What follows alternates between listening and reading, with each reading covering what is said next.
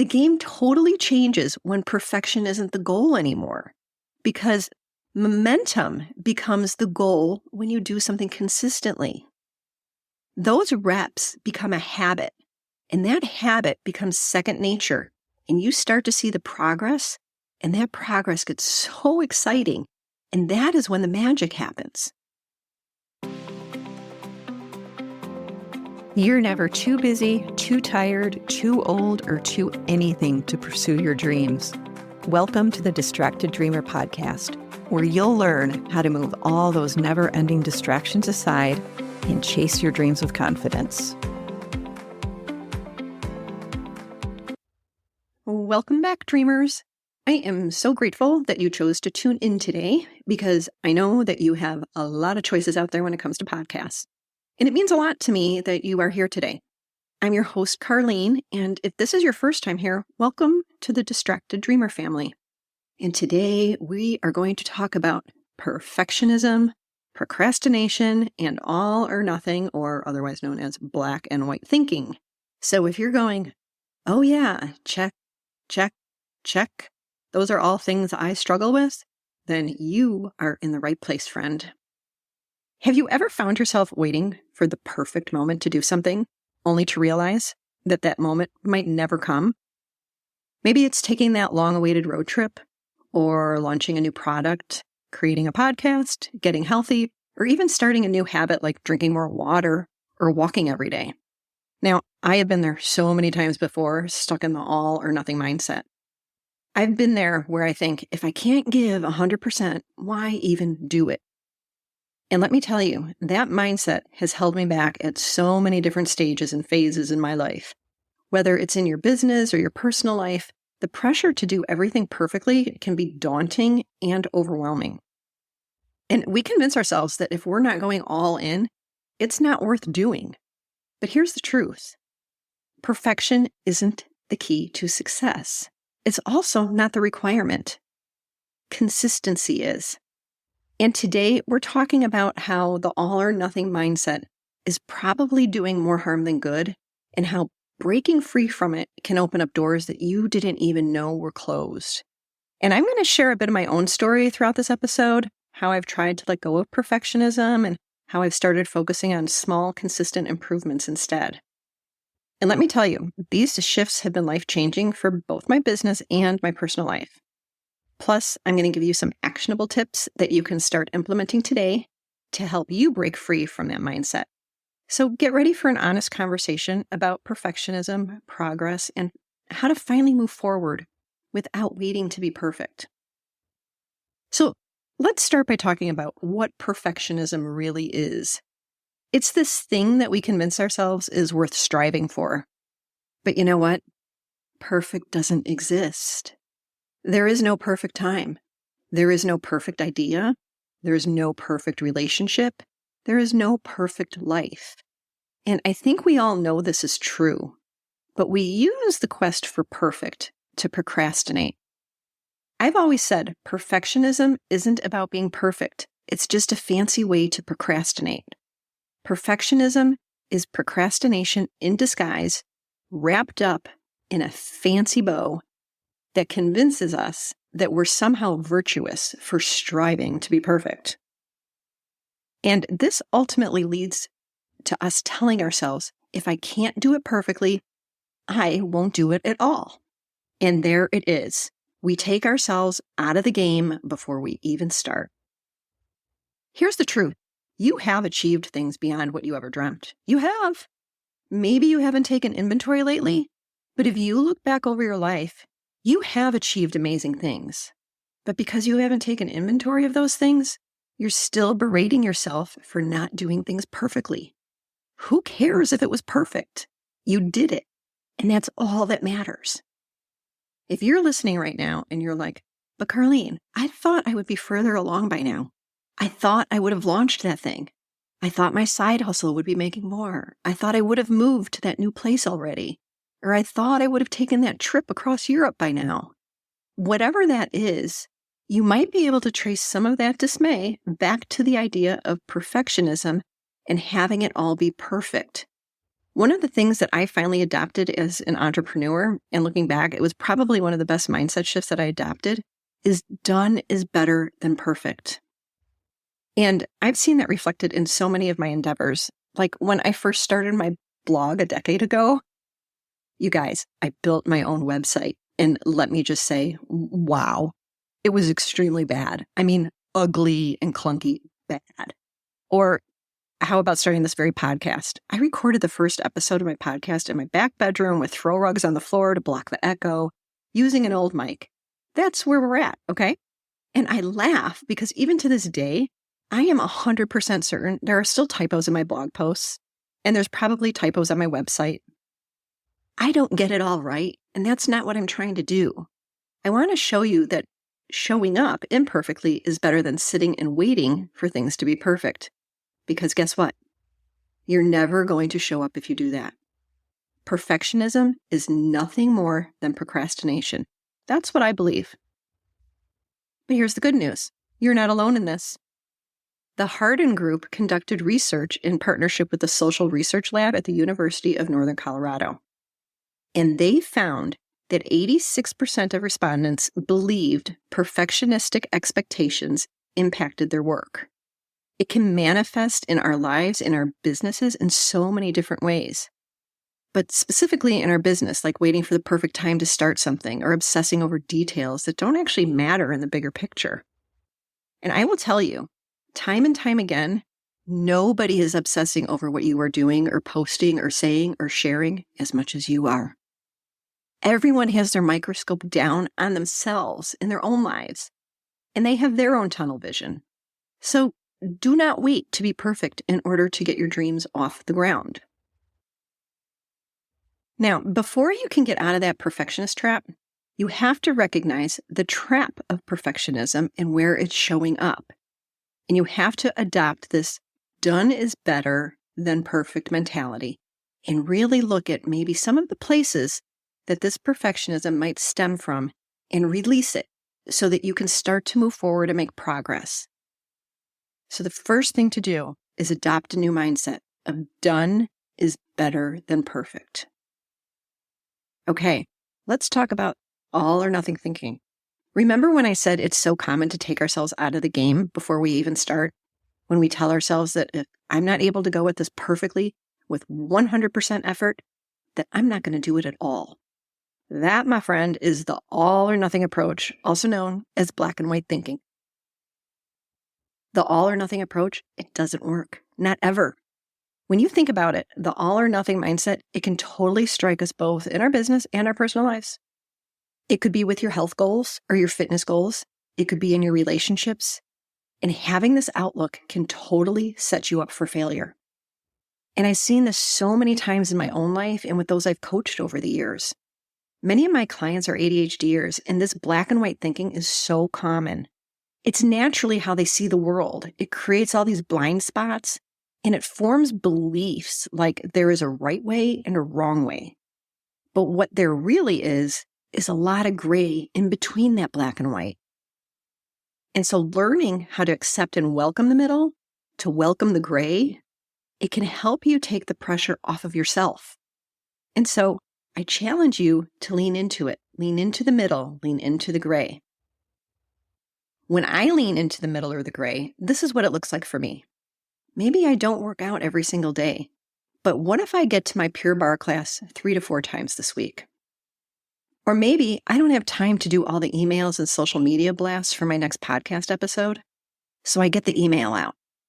That's a heck of a lot better than not getting that email out at all. And the socials, well, maybe next time. Or how about with these 2 examples? Earlier, I mentioned my WordPress blog and my very ugly first website. I told myself for no reason other than just telling myself, I'm writing a blog every single week. And I did that for years and years and years. And looking back, it taught me consistency. It taught me how to show up imperfectly, but I would never miss a week. I had to get that perfect. I would stay up way past my bedtime after I put my girls to bed just to publish a post.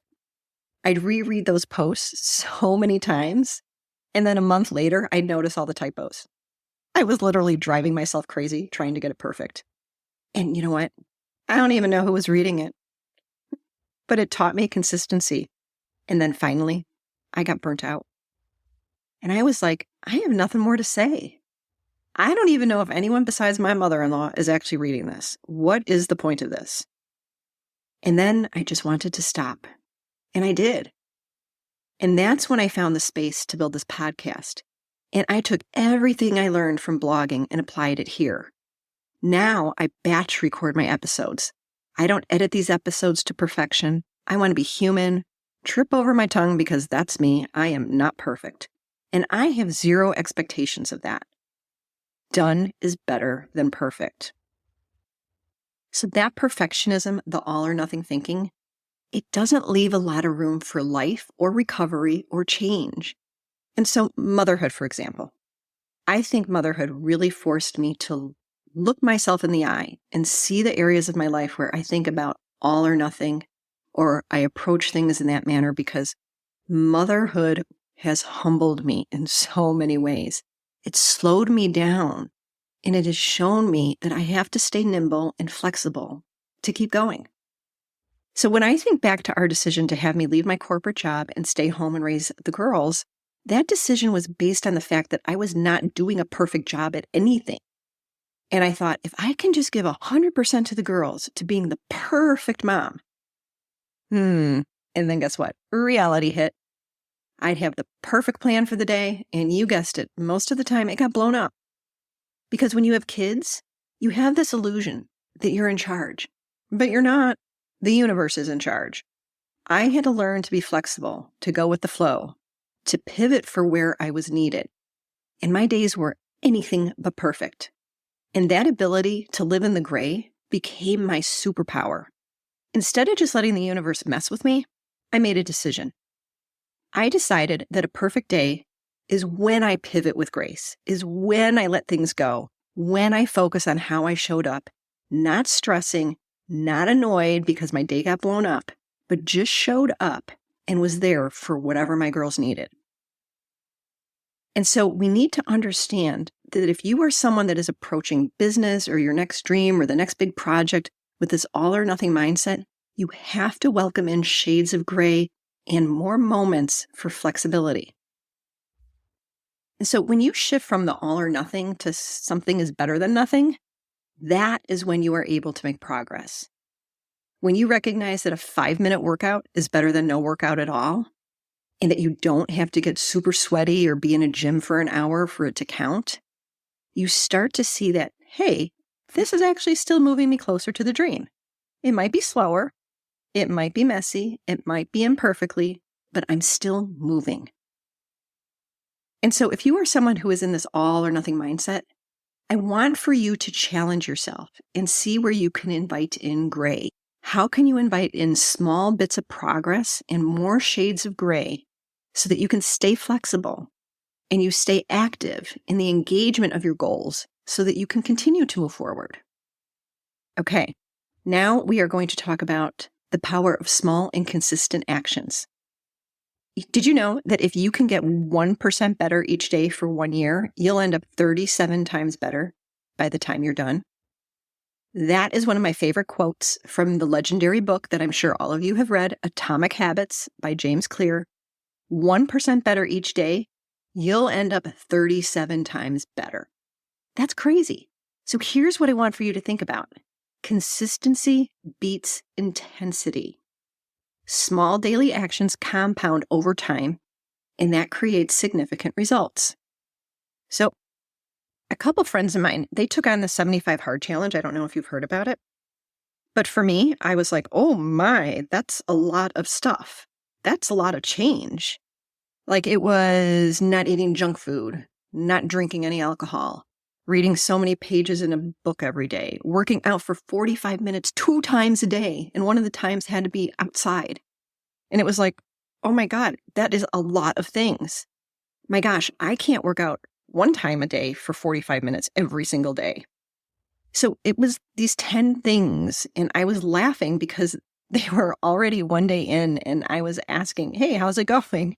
And they were like, well, so-and-so failed on this, and I didn't do that. And I thought, okay, you're likely setting yourselves up for failure here. So what if you just picked one of those things and did that for the next 30 days? And then the next 30 days, you picked another one of those things. And so again, we pile the things on. We say, oh, we're going to change all these habits at once. And it's impossible to do it. I guess some people have accomplished the 75 challenge. I don't know anybody who has, actually. But if you have, congratulations.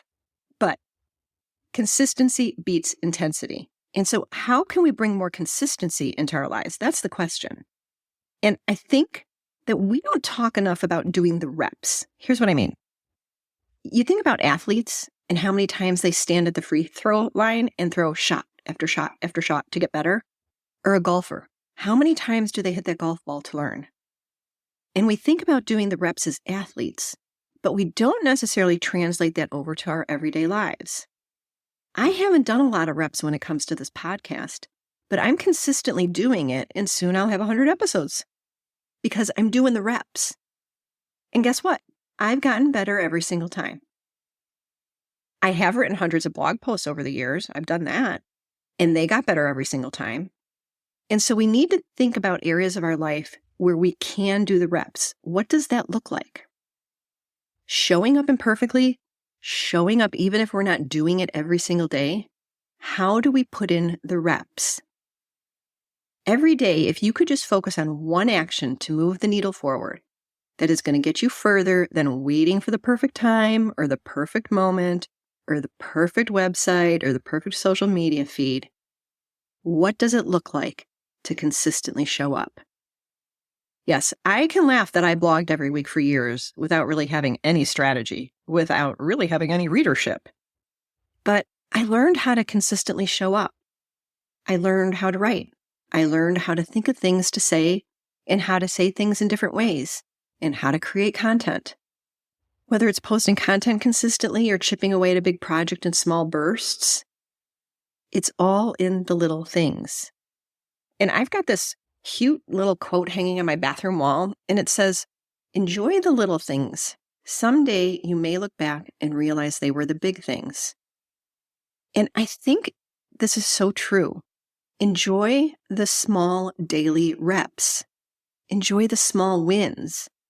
Enjoy the small movement forward, because all those small things, they ultimately become the big things. It's true. Think about it. The game totally changes when perfection isn't the goal anymore, because momentum becomes the goal when you do something consistently. Those reps become a habit, and that habit becomes second nature, and you start to see the progress, and that progress gets so exciting, and that is when the magic happens. So let go of the need for everything to be perfect, for you to think of these grandiose things that you want to do, and start committing to small, consistent actions. So what are some small, consistent actions you can take? Maybe it's going to bed 20 minutes earlier. Maybe it's sleeping with your phone out of your bedroom so that you can read more or sleep better. Maybe it's creating a post and introducing yourself to your audience. Maybe it's pitching yourself to be a guest on a show.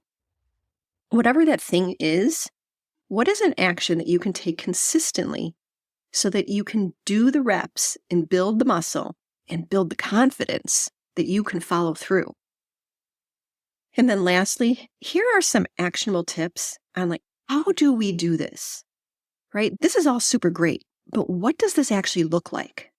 So first, whenever I think of mindset, I think a lot of times we don't even take a moment to reflect on what our mindset is and where did it come from and who gave it to us and what was their intention. And so we need to first focus on what our mindsets are around perfectionism, around all or nothing, and around consistency. So what do you believe to be true about yourself? Do you believe that you are never capable of actually following through? Do you believe that you will never be perfect enough to put it out there? Do you believe that you have to do the big things and that the small things don't matter? What are those mindsets that you are clinging to that are so deeply ingrained in who you are? They leave you showing up in the way that you've been showing up all this time that hasn't really moved you forward in the way that you want to. So one of the things that I've really taught over the years is that you have to start before you're ready. And you have to just let people in. You have to be willing to be a beginner and to show up as a beginner. And that's hard in these days of being perfect and polished. I have no idea what I'm doing, but I'm doing it. And guess what? To this day, I still feel like that a lot of the time. I really don't know what I'm doing. And that's okay, because I'm going to figure it out once I start doing it. And so that's why you have to start before you're ready. Be comfortable with starting a little messy without all the pieces figured out. You'll figure it out as you go. I know, that's what I do. You will figure it out. Just start. Just put it out there. And so how can you start before you're ready? How can you set realistic small goals that actually feel doable, that feel easy even on your worst days? Don't look at your best days. Look at your worst days. What can you commit to on those days? Those little micro goals, they keep you moving forward without you feeling overwhelmed. So how can you eliminate the overwhelm and start introducing new daily habits so that you can do the reps? That is the question. The next thing that is so critical is you have to celebrate. You have to celebrate your progress.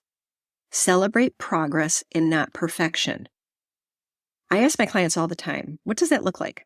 How are you going to finish this with pride and pause long enough to celebrate it? For so many of us, we're already on to the next thing before we finish the current thing. And so celebrate your progress, recognize it, document it, acknowledge even the smallest wins, and it will keep you motivated and it will help you see that, yeah, a little bit goes a long way. And one of the best things you can do is figure out and map out celebrating. Put it on your calendar. Schedule a reservation at your favorite place. Give yourself an hour to do whatever the heck you want. Whatever that celebration looks like, put it on your calendar or it's not going to happen. Now, the next thing that you can do is probably one of the best things you can do is to stop labeling things as successes and failures and look at it all as experiments and learning. In fact, this is what I tell people when I start coaching them. I tell them coaching is actually an experiment. We're going to come up with some solutions. You're going to go off and you're going to try these things and you're going to pay attention to what works and what doesn't work. And then you're going to come back to the next session and we're going to talk about that. And we're going to talk about where do you need to change things up? What do you need to tweak about it? It's an experiment. You're learning about yourself and what works for you. So you have to remember that every single step back is a stepping stone to improvement. And let me tell you, nobody that is successful, nobody had it easy. Nobody did it without making mistakes along the way. The difference is that people were willing to show up and make those mistakes, sometimes even publicly, in order to learn and grow and evolve and do. And lastly, surround yourself with people who embrace and celebrate your progress, who do not expect perfect from you, and nor do they want it. Whether it's a mastermind or an online community, whether it's peers, friends, your partner, your children, make sure that you hold yourself to the standard that you hold your loved ones to, which is you don't have to be perfect to be good. All right, I hope today's episode gave you some powerful insight into this all or nothing mindset and how it might be holding you back. Perfectionism isn't your path to success. Consistent and small actionable steps are. Whether it's your business, your health, relationships, or any other area of your life, focusing on progress over perfection will get you so much further in the long run. So my question for you as we close this out, what is one small step or commitment you can make today? Maybe it's launching the project you've been sitting on, posting the content you've been holding back, or just taking a few minutes to move your body. Whatever it is, just start. No matter how small, every single step counts. I love spending time with you here. And if today's episode sparked something for you, I'd love to hear about it. Leave a review, share it with a friend, or come chat with me on Instagram. And thank you so much for tuning in. And your dreams are waiting for you. Your time is now. And I can't wait to see you in the next episode.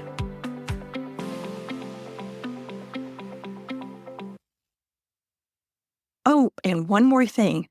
This is the legal language. You know, the stuff that the lawyers put together, and they say that I need to read this to you. So here we go.